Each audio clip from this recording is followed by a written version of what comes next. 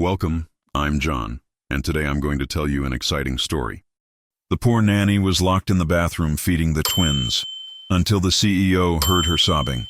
The rain hammered against the floor-to-ceiling windows of the Manhattan penthouse like 1,000 angry fists demanding entry. Inside, the silence was suffocating, broken only by the hum of expensive air conditioning and the distant clatter of heels against marble floors. Lily Morgan pressed her back against the cold tile wall of the guest bathroom, her arms aching from the weight of 2 crying infants. Her uniform, a crisp white blouse and navy slacks that had started the day pristine, now clung to her skin, damp with sweat, tears, and the residue of spit-up milk. The twins, Ethan and Emma, had been inconsolable for the better part of an hour. At 18 months old, they were teething, overtired, and sensing the storm outside with an almost primal awareness. Lily rocked them gently, humming a lullaby her own mother used to sing, something soft and Spanish that tasted like home. But home felt like a distant country now, even though it was only a 40-minute subway ride away in Queens. She glanced at her phone on the bathroom counter. The screen was black, dead. It had died an hour ago, right after she'd sent 3 unanswered texts to the house manager, Mrs. Pemberton, asking for help. No one had come. No one had even knocked. The door had jammed shortly after she'd brought the twins in for a diaper change. The old lock, beautiful brass, probably antique, definitely expensive, had clicked into place and refused to budge. She'd tried the handle a dozen times, her panic rising with each failed attempt. She'd called out, knocked, even banged her fist against the wood, but the penthouse was massive, a labyrinth of rooms designed for privacy and isolation. Her voice had disappeared into the void. Now, 3 hours later, Lily felt herself unraveling. The twins had finally quieted, their small bodies heavy with exhaustion against her chest. Emma's thumb was in her mouth, her breathing slow and steady. Ethan's head rested on Lily's shoulder, his tiny hand clutching a fistful of her blouse.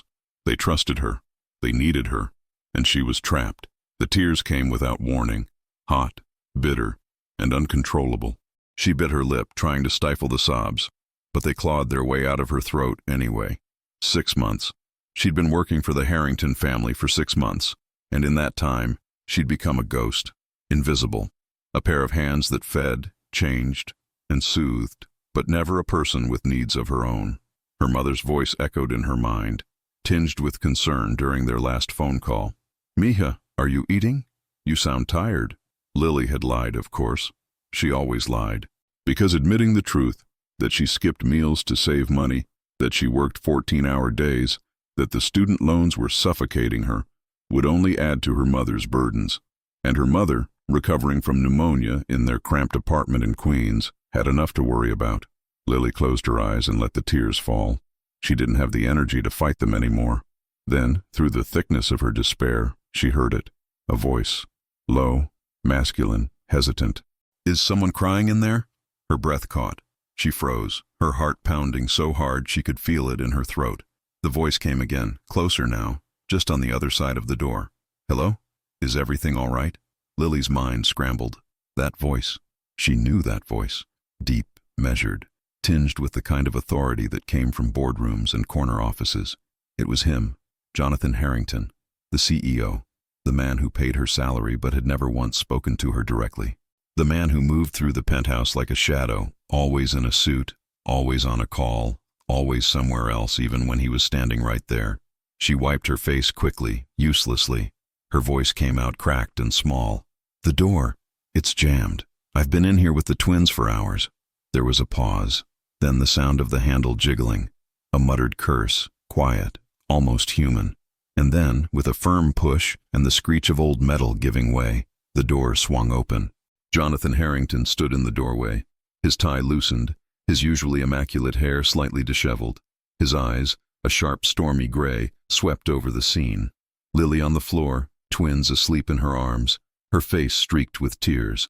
For a moment he said nothing. He just stared, as if he were seeing something for the first time. "How long have you been in here?" he asked quietly. 3 hours, Lily whispered. "Maybe more." His jaw tightened. Something flickered across his face. Surprise, maybe even anger, but not at her. "And no one checked on you?" She shook her head, unable to meet his eyes. Shame burned in her chest. She was supposed to handle everything. That was the job. Jonathan crouched down, his expensive suit wrinkling against the tile. He looked at the twins, then back at her. And for the first time since she'd started working in this house, Lily felt seen. "Let me help you," he said. Lily hadn't expected him to stay. After Jonathan helped her to her feet, his hand firm and surprisingly gentle under her elbow, she assumed he would disappear back into whatever world CEOs inhabited at 9 o'clock on a Tuesday night. But he didn't. Instead, he carried Emma while Lily held Ethan, and together they walked down the long hallway toward the nursery, their footsteps muffled by plush carpeting that cost more than Lily's annual salary. The nursery was a masterpiece of design, soft grays and whites, a crystal chandelier dimmed to a warm glow, crisp linens monogrammed with the Harrington family crest. It looked like something out of a magazine. Beautiful, sterile, empty of the chaos that real children brought into the world. Lily moved on autopilot, laying Ethan gently in his crib. Jonathan hesitated with Emma, holding her awkwardly, as if she were made of glass. Lily reached for the baby, their hands brushing for the briefest moment. He pulled back quickly, watching as Lily settled Emma with practiced ease, adjusting the blanket, checking the breathing monitor, dimming the nightlight to just the right level. "You're good with them," Jonathan said quietly. Lily's throat tightened. "It's my job. It's more than that." He stood in the doorway, hands in his pockets, looking distinctly out of place in a room designed for children he barely knew. They don't settle like that for anyone else. She didn't know how to respond to that. Compliments from employers always felt like traps, either preludes to more work or tests to see if she'd get too comfortable. So she simply nodded and moved toward the door, expecting him to leave first. But he didn't move. "Have you eaten?" he asked. The question caught her off guard. What? Dinner. Have you had dinner?" Lily's stomach chose that moment to betray her with a quiet growl. She pressed a hand against it, embarrassed. "I'll grab something later. The kitchen staff left hours ago." It wasn't a question. He knew the household schedule better than she'd given him credit for. "Come on." Before she could protest, he was already walking down the hallway. Lily glanced back at the twins, both sleeping soundly, then followed, her mind racing. This was wrong. Employers didn't invite the help to eat with them. There were boundaries, invisible lines drawn by money and class that kept their worlds separate. She'd learned that quickly enough. The kitchen was a chef's dream. Marble countertops, professional-grade appliances, a wine fridge that probably cost more than her mother's medical bills. Jonathan moved through it with surprising familiarity, opening the refrigerator and pulling out containers of leftovers. He set them on the counter, then turned to her. "I'm not much of a cook, but I can heat things up." "Sit." Lily remained standing. "Mr. Harrington, you don't have to—" "Jonathan." He looked at her directly, and she saw something in his eyes she hadn't expected. Weariness. The kind that came from carrying too much alone. "And I know I don't have to. But you've been locked in a bathroom for 3 hours taking care of my children. The least I can do is make sure you eat." She sat. He worked in silence, heating up what looked like an elaborate pasta dish and some kind of roasted chicken. The microwave hummed. The storm outside had softened to a steady rain, pattering against the windows like a lullaby. Lily watched him, this man in a $1,000 suit reheating leftovers, and wondered what had brought him home early tonight. He was never home at this hour. She'd worked here for 6 months and could count on one hand the number of times she'd seen him before 10 p.m. "Your phone," he said suddenly, sliding a plate in front of her. "It's dead?" "Battery died earlier." He disappeared for a moment, returning with a charging cable. "Use this. Plug it in over there." He gestured to an outlet by the breakfast nook. "You shouldn't be without a phone, especially if—" He trailed off, but they both knew what he meant. "Especially if something like tonight happens again." Lily plugged in her phone, watching the screen flicker to life. 3 missed calls from her mother. Her chest tightened. "Thank you," she said quietly. Jonathan sat across from her with his own plate, though he didn't eat. He just looked at it, as if trying to remember what hunger felt like. The silence stretched between them, not uncomfortable, but heavy with unspoken things. "I should have known," he said finally, "that you were in there, that something was wrong." He looked up at her, and for the first time she saw past the armor of wealth and control. She saw guilt. "I'm sorry." Lily set down her fork. Those 2 words, "I'm sorry," felt more valuable than anything in this penthouse, because they were real, because they meant he'd actually seen her. "It's not your fault," she said. The lock was old. That's not what I'm apologizing for. His gaze held hers. You've been working here for 6 months and I don't even know where you're from, what you studied, if you have family. I've treated you like... He stopped, his jaw tightening. Like you're invisible. The admission hung in the air between them. Lily took a breath. Queens, psychology, and yes, my mother. It's just us. Something shifted in his expression. Recognition, maybe, or kinship. Just you and your mother, he repeated softly. I understand that more than you know. Lily didn't sleep well that night. She lay in her small room on the staff floor, a space barely larger than a college dorm, with a twin bed, a narrow desk, and a window that overlooked the service alley, replaying the evening over and over in her mind. The way Jonathan had looked at her across the kitchen table, the heaviness in his voice when he'd said, I understand that more than you know. The fact that he'd apologized at all. It unsettled her, not because he'd been unkind, quite the opposite, but because kindness from people like him always came with a price. She'd learned that lesson the hard way growing up in Queens, watching her mother clean the homes of wealthy families who smiled to her face and complained about her accent behind closed doors. When her alarm went off at 6 a.m., Lily was already awake. She showered quickly in the cramped staff bathroom, braided her dark hair into a neat plait, and put on a fresh uniform. In the mirror, she looked tired, the kind of tired that sleep couldn't fix. But she smoothed on some concealer, straightened her shoulders, and headed upstairs. The twins would be awake soon, and whatever had happened last night, whatever strange moment of connection she'd shared with Jonathan Harrington, it was over now. Things would go back to normal. She was the nanny. He was the CEO. That's how it worked. Except when she entered the kitchen, Jonathan was already there. He sat at the breakfast table in a crisp navy suit, reading something on his tablet, a cup of black coffee steaming beside him. The morning light streamed through the windows, catching the silver at his temples. He looked up when she entered, and something in his expression softened. Good morning, he said. Lily froze. In 6 months she'd never seen him at breakfast, never heard him say good morning. The house manager, Mrs. Pemberton, a severe woman in her 60s who ran the household with military precision, usually delivered his coffee to his study before he left for the office at 7 a.m. sharp. Good morning, Mr. Harrington, Lily replied carefully. Jonathan, he corrected, the hint of a smile touching his lips. We established that last night, remember? She did remember, but remembering felt dangerous. Would you like coffee? He asked, already standing. I made a full pot. Yes, thank you. The words felt strange in her mouth. Employers didn't make coffee for the staff. Employers didn't notice if the staff drank coffee at all. He poured her a cup, added cream without asking, somehow knowing she didn't take it black, and handed it to her. Their fingers brushed again, just as they had last night. This time, neither of them pulled away quite as quickly. The twins should be up soon, Lily said, needing to fill the silence. I should check on them. I already did. Jonathan returned to his seat, gesturing for her to sit. They're still sleeping. Emma was stirring, but she settled when I adjusted her blanket. Lily sat slowly, the coffee warm between her hands. You checked on them?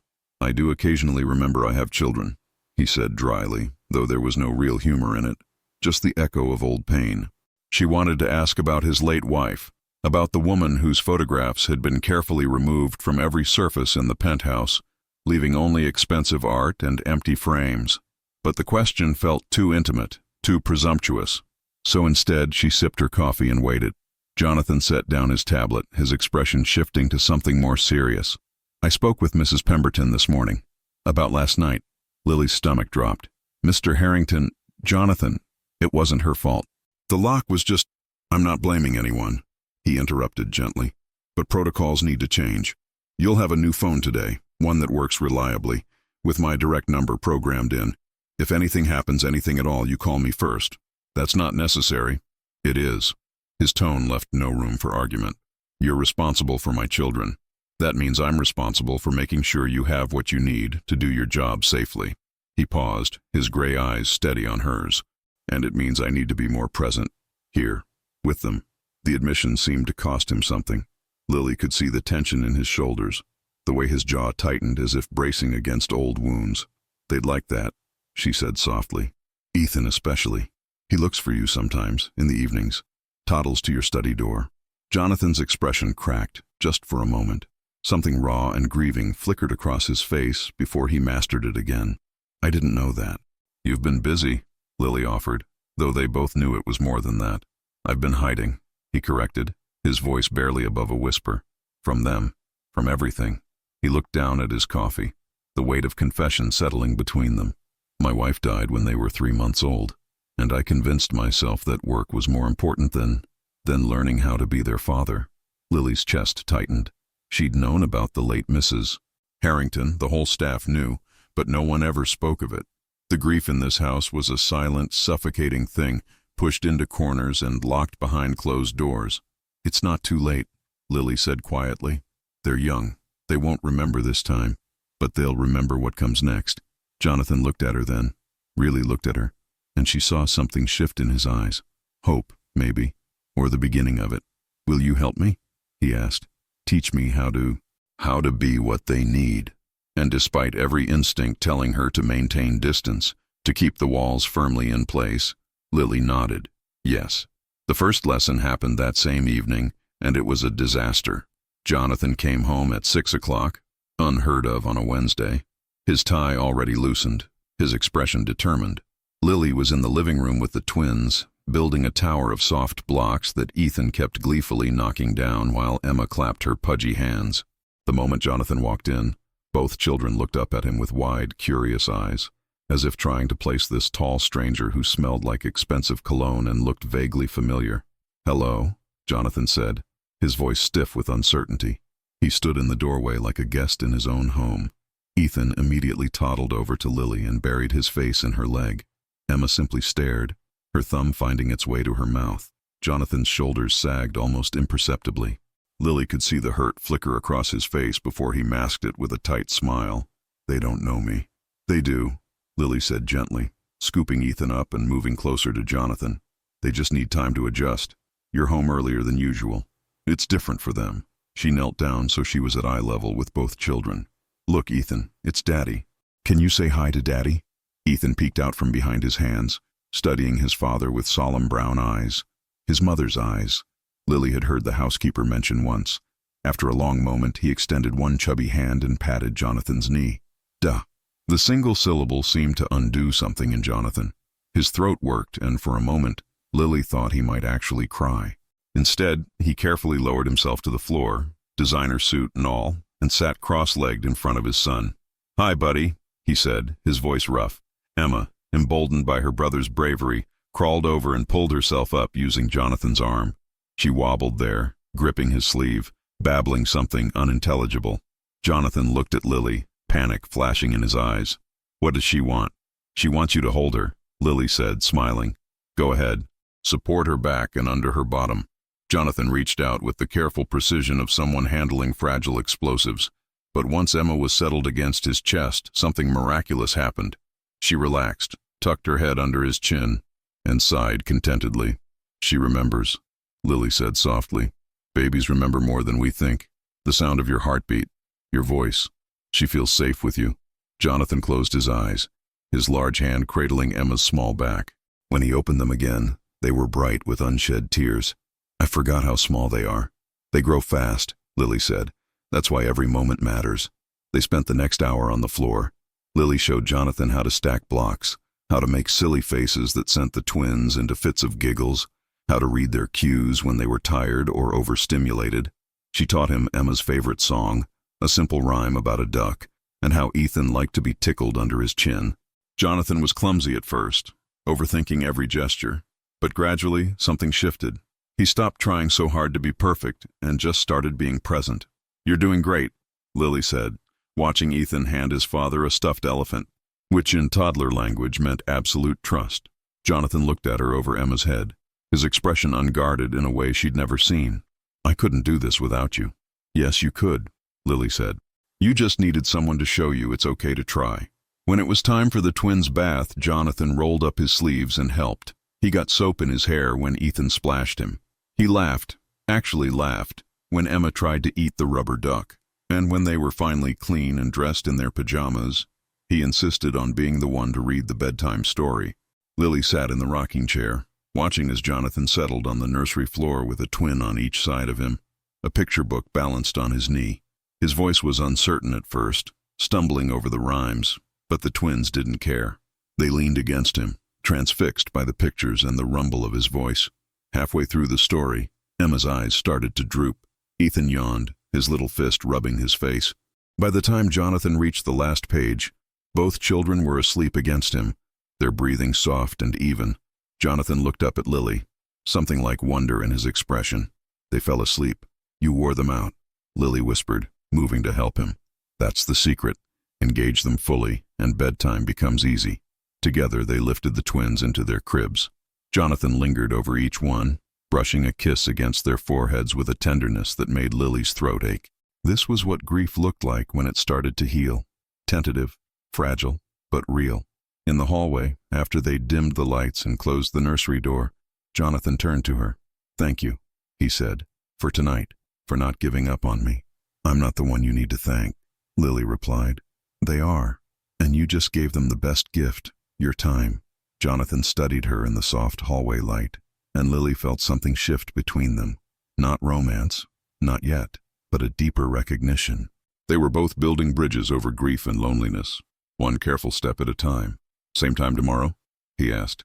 Lily smiled. "Same time tomorrow." 3 weeks passed, and the penthouse transformed in ways Lily hadn't thought possible. Jonathan came home at 6 o'clock every evening without fail. Sometimes earlier. He'd shed his suit jacket in the foyer, loosen his tie, and head straight for the nursery or wherever the twins happened to be. The first few days, Mrs. Pemberton had watched with barely concealed shock, her thin lips pursed in disapproval at the disruption to routine. But even she couldn't deny the change in the children. Ethan, who had been clingy and prone to tantrums, now ran to the door when he heard his father's voice, squealing "Dada" with unbridled joy. Emma had started calling for him in the mornings, her little voice echoing through the baby monitor. And Jonathan, the man who'd once been too afraid to hold his own children, now gave them their baths, read bedtime stories, and could distinguish between hungry cries and tired cries with surprising accuracy. Lily watched it all unfold with a mixture of pride and something she didn't want to name, something that felt dangerously like attachment. She told herself it was just satisfaction at doing her job well. That helping Jonathan reconnect with his children was exactly what she'd been hired to do, even if the job description had never explicitly said so. But late at night, alone in her small room, she couldn't deny the truth. She looked forward to 6 o'clock, to the sound of his footsteps in the hallway, to the way his whole face softened when the twins ran to him, to the conversations they shared after the children were asleep, standing in the kitchen or sitting in the living room, talking about everything and nothing. He'd started asking her about her life, where she'd grown up, what her mother was like, why she'd studied psychology if she'd ended up as a nanny, and she'd found herself answering honestly, peeling back layers she usually kept hidden. It wasn't the plan, she'd admitted one evening, curled up in the corner of the leather sofa while Jonathan sat across from her, a glass of whiskey untouched in his hand. "I wanted to be a therapist, work with kids in underserved communities, but my mom got sick right before I finished my degree, and the medical bills." She'd trailed off, the weight of unfinished dreams heavy in her chest. "And the loans?" Jonathan had asked quietly. "Still there, growing every month." She'd laughed, but there was no humor in it. "Turns out helping people doesn't pay very well. At least, not fast enough." Jonathan had been quiet for a long moment, his expression thoughtful. "You would have been good at it. Therapy. You have the gift for it, making people feel seen." The compliment had warmed her more than it should have. Now, on a Saturday afternoon in early autumn, Lily found herself in Central Park with Jonathan and the twins. It had been his idea. A family outing, he'd called it, before quickly correcting himself. "I mean, not family, obviously. Just the 4 of us. Fresh air. The kids should see more than just the penthouse." The twins were in a double stroller, bundled in tiny jackets, their eyes wide with wonder at the trees blazing with color. Jonathan pushed the stroller while Lily walked beside him, a coffee in her hand that he'd insisted on buying. Around them the park was alive with weekend crowds, joggers, tourists, families sprawled on blankets. "I used to come here," Jonathan said suddenly, "with Catherine, before the twins were born." His late wife's name hung in the air between them, fragile as glass. He rarely spoke about her. "We'd walk for hours, plan the future, all the things we'd do as a family." Lily glanced at him. His jaw was tight, his eyes fixed on the path ahead. She would have been a wonderful mother. He continued, his voice strained. She wanted this so badly. The children, the chaos, the noise. He paused, and I gave her none of it. I was too busy working, too focused on building the company. I thought we had time. Jonathan, Lily started, but he shook his head. She died 3 days after they came home from the NICU, a pulmonary embolism. She was holding Emma, and then his hands tightened on the stroller. I found her on the nursery floor, and after that, I couldn't even look at them without seeing her, without feeling like I'd failed everyone. Lily's heart cracked open. She reached out, her hand covering his on the stroller handle. You didn't fail them.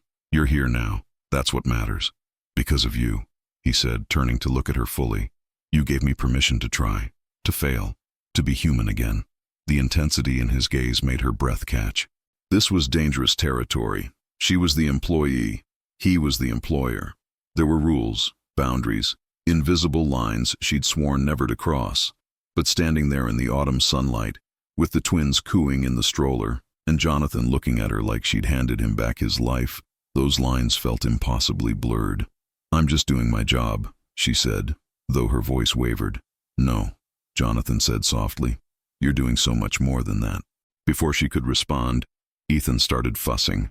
The moment broke. Lily bent down to check on him, her hands busy with the familiar tasks of soothing and adjusting. But she could feel Jonathan's eyes on her, and she knew, with a certainty that both thrilled and terrified her, that something between them had fundamentally shifted. They were no longer just employer and nanny. They were something else entirely, something neither of them knew how to name. The call came at 2 a.m. on a Tuesday. Lily's phone, the new one Jonathan had given her, sleek and expensive, lit up on her nightstand, vibrating against the wood with an urgency that jolted her awake. She grabbed it, her heart already racing. Calls at this hour never brought good news. Hello? Her voice was rough with sleep. Lily? It was her neighbor, Mrs. Chen, an elderly woman who lived across the hall from her mother. It's your mama. The ambulance just took her. She couldn't breathe. I found her. The rest of the words blurred together. Lily was already out of bed, pulling on jeans and a sweater, her hands shaking so badly she could barely tie her shoes. The hospital. Her mother. Couldn't breathe. The phrases looped in her mind, each one tightening the vice around her chest. She had to go. Now. But the twins. Lily stood in her tiny room, paralyzed by impossible choices. Her mother was alone in an ambulance, struggling for air. But Ethan and Emma were asleep upstairs, and she was responsible for them. Mrs. Pemberton wouldn't arrive until 6 a.m. Jonathan was probably asleep in his room on the other side of the penthouse, and waking him felt wrong, felt like an overstep. But her mother, her fingers moved before her brain could stop them, scrolling to Jonathan's contact. The phone rang once, twice. Lily? His voice was alert, concerned, not groggy. What's wrong? The words tumbled out in a rush. My mother, hospital. Can't breathe. I have to go, but the twins, I'm sorry. I don't know what to do. Go. His answer was immediate.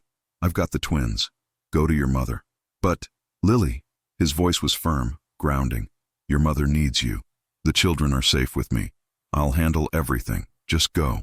She wanted to argue, to explain, to make sure he understood what feeding them breakfast entailed, what their morning routine looked like, but there wasn't time. Thank you, she whispered, her voice breaking. Thank you.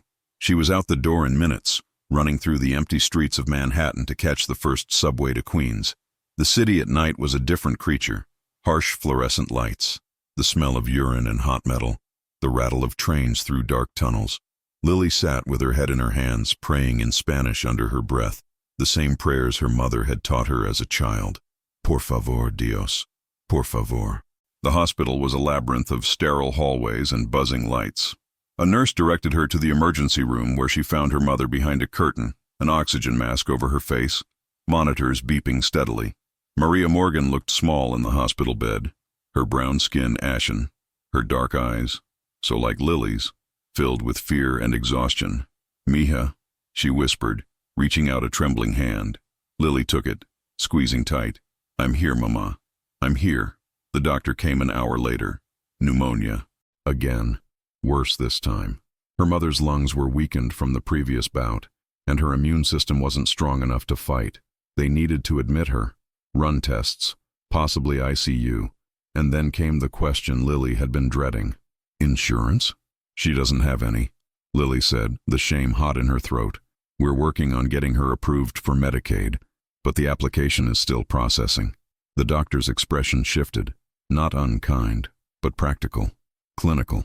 We'll treat her, of course, but you should know that without insurance the costs will be significant. We're talking extended stay, specialists, possibly surgery if— I'll figure it out, Lily interrupted, though she had no idea how. Her savings account had exactly $217. Her credit cards were maxed, and her mother, her strong, proud mother who'd raised her alone, who'd worked 3 jobs to put food on the table, was lying in a hospital bed, struggling to breathe. Lily spent the rest of the night in a plastic chair beside her mother's bed, holding her hand, whispering reassurances neither of them believed. When dawn finally broke, painting the hospital windows in shades of pink and gold, her phone buzzed. "Jonathan, how is she?" Lily stared at the message, her vision blurring with exhausted tears. She typed back with shaking fingers. "Pneumonia. They're admitting her. It's bad." His response was immediate. "What do you need?" "Everything," she wanted to say. "Money, time, a miracle." But instead she wrote, "I don't know. I'm sorry for leaving you with the twins. Jonathan, stop apologizing. The twins are fine." Emma ate an entire bowl of oatmeal. Ethan threw half of his at me. "We're managing. Focus on your mother. I mean it, Lily. Whatever you need, whatever she needs, tell me." Lily read the message 3 times, her chest aching with a gratitude so profound it felt like grief. He was offering help. Real help. The kind that came with no strings, no expectations. The kind she'd never learned to accept because accepting meant admitting she couldn't do it all alone. But her mother's breathing was labored even with the oxygen. The monitors beeped their warnings. And Lily was so tired of carrying everything by herself. Her fingers hovered over the keyboard. Then, with a deep breath, she typed the truth. "I need help. I can't afford this. Any of this." Jonathan's response came quickly. "Address of the hospital?" She sent it, not understanding. Minutes later, her phone rang. "I'm on my way," Jonathan said. "Don't make any decisions about her care until I get there. Do you understand?" "Jonathan, you don't have to." "Yes," he said quietly. "I do." Jonathan arrived at the hospital 90 minutes later, still wearing yesterday's clothes, a wrinkled dress shirt and slacks, with the twins strapped into a high-end double stroller that looked absurdly out of place in the dingy Queen's emergency room. Emma was chewing on a teething ring. Ethan had applesauce smeared across his cheek. Both were mercifully calm. Lily stood when she saw him, her exhaustion temporarily forgotten in her shock. "You brought them?" "Mrs. Pemberton doesn't arrive until 6. I wasn't leaving them alone." He glanced around the crowded waiting room, plastic chairs bolted to the floor, flickering fluorescent lights, the sharp smell of antiseptic barely masking something worse underneath. His jaw tightened. "Where's your mother?" Lily led him through the maze of curtained-off spaces to her mother's bed. Maria was awake now, the oxygen mask replaced by nasal cannulas, her breathing still labored but steadier. When she saw Jonathan, this tall, commanding man in expensive clothes, pushing 2 babies, her eyes widened in confusion. "Mama, this is my employer, Jonathan Harrington," Lily said in English, then switched to Spanish. "He wanted to make sure you were okay." Maria's gaze moved between them, sharp despite her illness. She'd always been able to read Lily like a book. "El jefe," she said slowly, her voice weak. Then to Jonathan, in careful English, "Thank you for bringing my daughter." "Of course." Jonathan moved closer, his expression softening. "Mrs. Morgan, I'm very sorry you're going through this. Lily's told me a lot about you." "Has she?" Maria's lips curved slightly, and even sick, there was a hint of the formidable woman she'd always been. "She doesn't tell me much about work, only that the babies are sweet." "They are," Jonathan said, "because your daughter makes them that way. She's—" He paused, seeming to search for words. "She's extraordinary." Lily felt heat rise to her cheeks. This wasn't the time or place for compliments, not with her mother watching, reading between every line. A nurse appeared then, clipboard in hand, her expression businesslike. "Mrs. Morgan, we need to discuss your treatment plan and admissions paperwork. Since you don't have insurance—" "I'll be covering all expenses," Jonathan said, his voice leaving no room for argument. "Whatever she needs. Specialists, medications, extended care, everything." The nurse blinked. "Sir, do you understand the potential costs? We're looking at easily $30,000 to $40,000, possibly more if—" I understand. Jonathan pulled out his wallet, extracting a black credit card that even Lily recognized as the kind with no limit. Run whatever tests you need. Get her the best pulmonologist in the hospital. Private room. I want her comfortable, and I want her well. The nurse took the card, still looking stunned, and hurried away. Lily's mother stared at Jonathan, tears pooling in her dark eyes. Senor, this is too much. It's not, Jonathan said gently. Your daughter has taken care of my children when I couldn't, when I was too lost in my own grief to be the father they needed. This is the least I can do. Jonathan, Lily started, her voice catching. She pulled him aside, out of her mother's earshot. You can't do this. It's too much money. I can't pay you back. I don't even know when. I'm not asking you to pay me back. His gray eyes held hers, intense and unwavering. This isn't a loan, Lily. It's what's right. Why? The word came out as a whisper. Why would you do this for us? Jonathan looked past her to where Maria lay watching them, then at the twins, Emma now dozing in the stroller, Ethan babbling quietly to himself. When he turned back to Lily, there was something raw in his expression. Because for the first time in 2 years I don't feel like I'm drowning, he said quietly. Because you gave me my children back. Because you saw me. Not the CEO. Not the grieving widower. Not the man who had everything and nothing at the same time. You saw me. He paused, his voice dropping lower. And because when you called at 2 a.m., terrified and alone, all I could think was that you shouldn't have to carry this by yourself. Not when I can help. Lily's eyes burned. This changes everything. You know that, right? Between us. The boundaries were already gone, Jonathan said. We've just been pretending they weren't. Before she could respond, Ethan started crying, a sharp, insistent wail that echoed through the emergency room. Jonathan moved to him immediately, lifting him from the stroller with practiced ease, bouncing him gently. Hey, buddy. I know. This place is scary, huh? He looked at Lily over his son's head. Go sit with your mother. I'll take the twins for a walk. Find them some breakfast. You don't have to. Yes, I do. His expression softened. Let me take care of something for you, Lily. Please. She watched him walk away, Ethan calming against his chest, Emma still sleeping peacefully as he maneuvered the stroller through the crowded hallway. This man who'd been a stranger 6 months ago, who'd barely known how to hold his own children 3 weeks ago, who was now paying her mother's hospital bills without hesitation. Lily returned to her mother's bedside. Maria reached for her hand, squeezing weakly.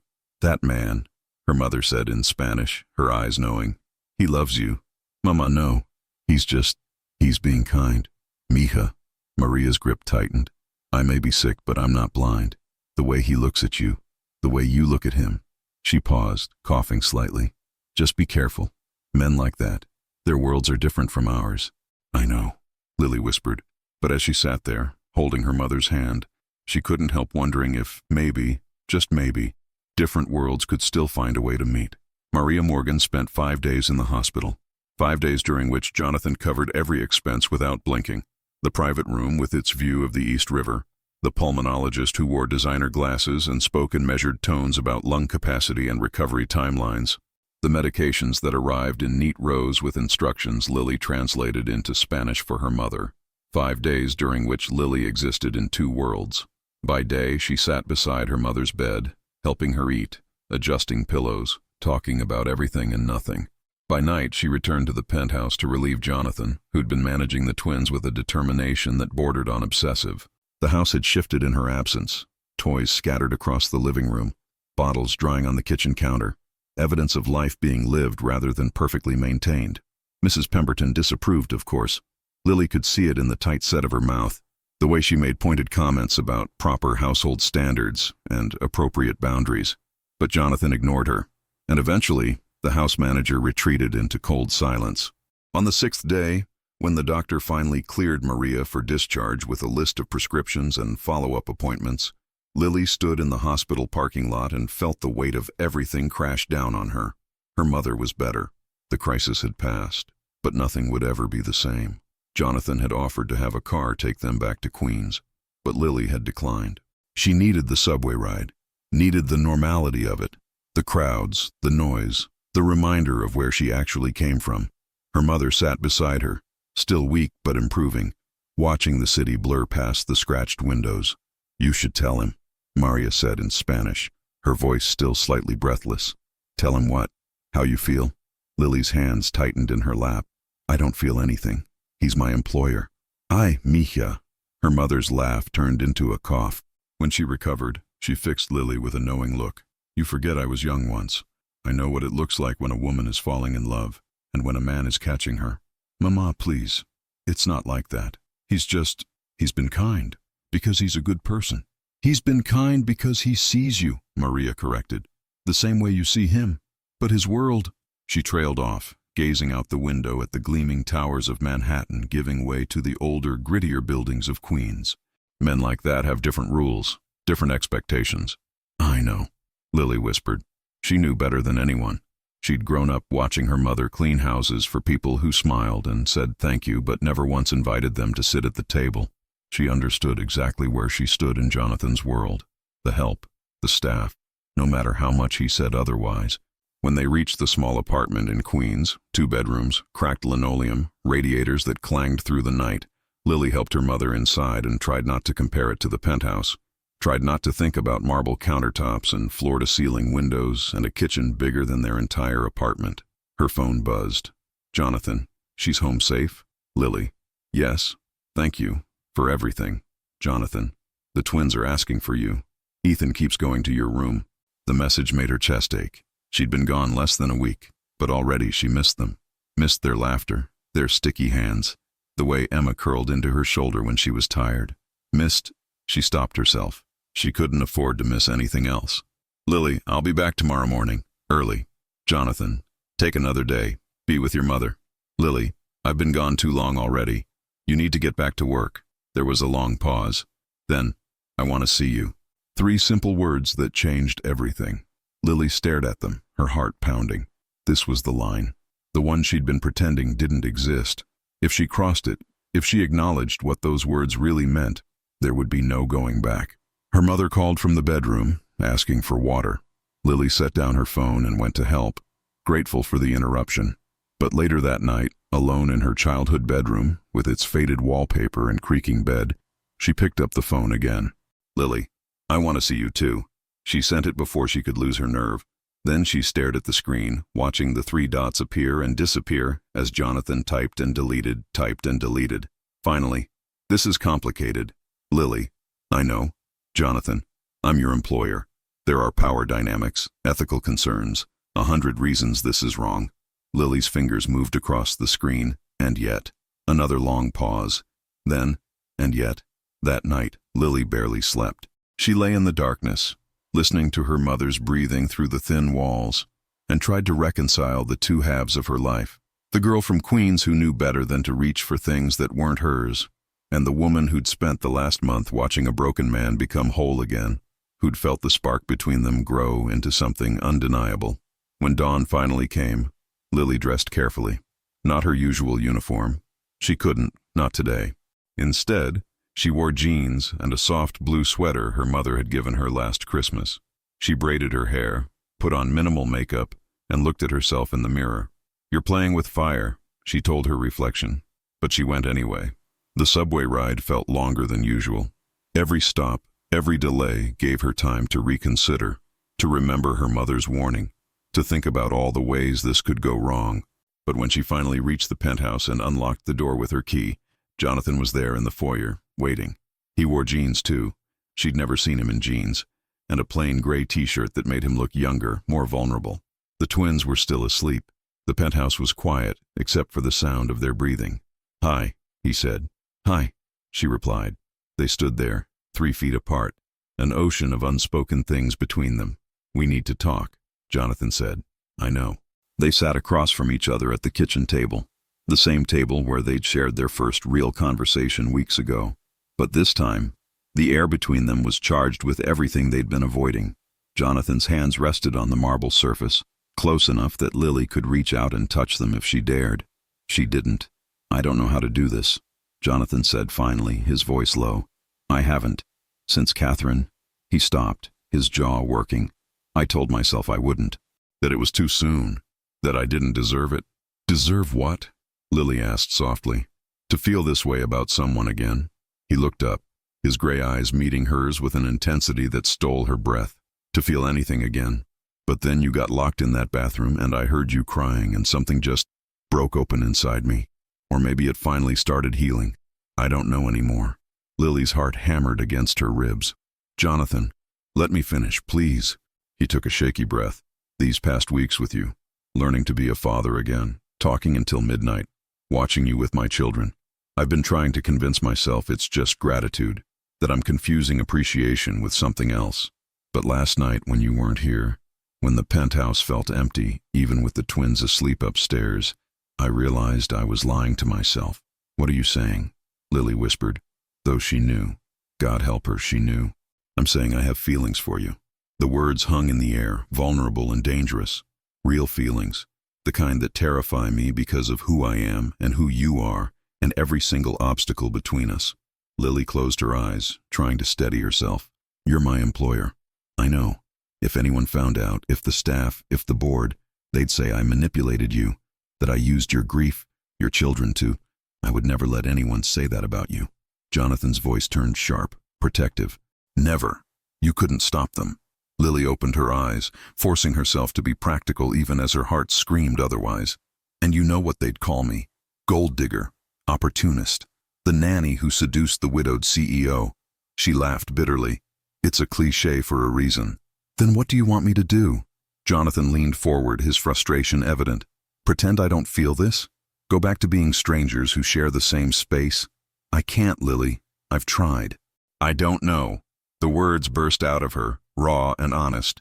I don't know what I want because I've spent my entire life being practical, taking care of my mother, paying bills, doing what needed to be done. And now you're sitting here, telling me you have feelings for me. And all I can think is that this is the most impractical, reckless, impossible thing I've ever wanted. You want it too, Jonathan said quietly. It wasn't a question. Lily's hands trembled. Yes, she admitted. God help me. Yes. But wanting something doesn't make it right, doesn't make it possible. Why not? Because. She stood abruptly, pacing to the window. The city spread out below them, glittering and indifferent. Because you live in a penthouse and I share a 2-bedroom apartment with my mother. Because you run a billion-dollar company and I couldn't afford my mother's hospital bills. Because your children need stability and structure, not their nanny and their father navigating a relationship that could implode and leave them caught in the middle. The twins love you, Jonathan said, standing as well. They trust you. That wouldn't change. Everything changes when adults get their emotions involved, Lily shot back. What happens when this doesn't work? When you realize you were just lonely, grieving, looking for someone to fill the space Catherine left. I lose my job, my home, and 2 children I've come to. She stopped herself, but it was too late. 2 children you've come to what? Jonathan moved closer, his voice gentle. Love, Lily whispered. I've come to love them. And if I let myself love you too, if I cross that line, and it falls apart, I lose everything. Jonathan reached out slowly, giving her time to step back. She didn't. His hand cupped her face, his thumb brushing away a tear she hadn't realized had fallen. What if it doesn't fall apart? You can't promise that. No, he agreed. I can't promise forever, but I can promise that what I feel for you isn't grief talking. It's not loneliness or gratitude or any other thing I've tried to convince myself it is. It's you, Lily, the way you see the world, the way you see me, the way you turned my house into a home without even trying. Lily's resolve crumbled. She leaned into his touch, her eyes closing. This is insane. Probably, Jonathan murmured, his forehead resting against hers. But I'm tired of safe. I'm tired of living half a life because I'm afraid of what might go wrong. Your board of directors can deal with it. Mrs. Pemberton will adjust or find other employment. My mother already knows, Jonathan said with a slight smile. She told me in the hospital, said if I hurt you, she'd find a way to haunt me even if the pneumonia didn't kill her first. Despite everything, Lily laughed, a watery, fragile sound. She didn't. She did. In perfect English, too. Very intimidating woman, your mother. They stood there, foreheads touching, breathing the same air, so close to crossing the final line. I'm scared, Lily admitted. Me too. If we do this, if we try, I need to know you see me as an equal, not the help, not someone you're rescuing. You're equal. Jonathan pulled back just enough to look into her eyes. You've never been anything less than my equal, Lily Morgan. From the moment you stood up to me about those bathroom locks. And then, finally, he kissed her. 6 months later, spring arrived in New York City with the kind of optimism that felt almost excessive. Cherry blossoms erupting in Central Park, street vendors returning to their corners, the city shedding its winter gray like an old coat. Lily stood on the penthouse terrace, watching the sunset paint the skyline in shades of gold and rose, and marveled at how much had changed. The twins were running now, actual running, with Ethan's distinctive waddle sprint and Emma's more cautious but determined pace. They chased each other around the outdoor furniture, shrieking with laughter, while Jonathan monitored them with the slightly panicked vigilance of a parent who'd learned that toddlers had no fear and questionable judgment. "Emma, no climbing!" he called as his daughter eyed the decorative planter with clear intent. She gave him an innocent smile that was pure manipulation, then toddled over to Lily instead. "Lily," Emma said, tugging on her jeans. It had been her first real word after Dada and Mama, the latter directed at a photograph of Catherine that now sat proudly on the nursery dresser, no longer hidden away but integrated into their lives. A presence, not a ghost. Lily scooped Emma up, settling her on her hip. The little girl pointed at the sky. "Pretty, very pretty," Lily agreed, pressing a kiss to Emma's curls. "Just like you." Jonathan came up beside them, Ethan perched on his shoulders, tiny hands gripping his father's hair like reins. "I think we're ready," he said, his voice carrying a nervous edge that made Lily's stomach flip. "Are you sure?" she asked. "We can wait. There's no rush." "I'm sure." He reached out, his hand finding hers, fingers intertwining in a gesture that had become as natural as breathing. They should be here any minute.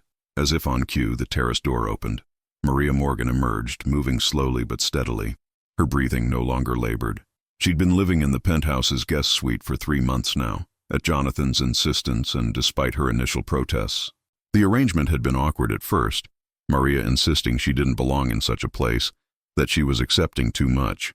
But gradually, she'd softened, especially when the twins started calling her abuela and demanding her homemade empanadas for lunch. Behind her came an older man in an expensive suit, Richard Morrison, Jonathan's attorney and longtime friend, carrying a leather portfolio. "Everyone's here," Richard announced, setting the portfolio on the outdoor table. "Shall we?" They gathered around the table, Lily and Jonathan side by side, Maria in the chair across from them, the twins miraculously calm as if they sensed the importance of the moment. Richard opened the portfolio and pulled out several documents, each bearing official-looking seals and signatures. "First order of business," Richard said, his formal tone softening as he looked at Maria. "Mrs. Morgan, the insurance policy is finalized. Full coverage, no exclusions for pre-existing conditions. You'll never have to worry about medical bills again." Maria's eyes filled with tears. "Senor Harrington." "Jonathan," he corrected gently, as he had been doing for months. "And it's what family does." The word hung in the air. Family. Not employer and employee. Not benefactor and recipient. Family. Richard continued. "Second, the trust fund for Lily's student loans has been established and fully funded. As of this morning, your debt is cleared." Lily's breath caught. She'd known this was coming. Jonathan had discussed it with her weeks ago, though she'd tried to refuse, but hearing it stated so matter-of-factly made it real, made the weight she'd been carrying for years, suddenly, impossibly absent. "And finally," Richard said, pulling out one last document and handing it to Jonathan, "the paperwork you requested." Jonathan took the document with hands that trembled slightly. He looked at Lily, and she saw everything in his eyes: hope, fear, love, and the kind of courage it took to build something new on the ruins of old grief. "Lily Morgan," he said, his voice steady despite the emotion beneath it. "I'm not doing this the traditional way because nothing about us has been traditional, but these past 6 months have taught me that the best things in life are the ones you don't plan for, the ones that surprise you when you're locked behind your own walls." He held up the document.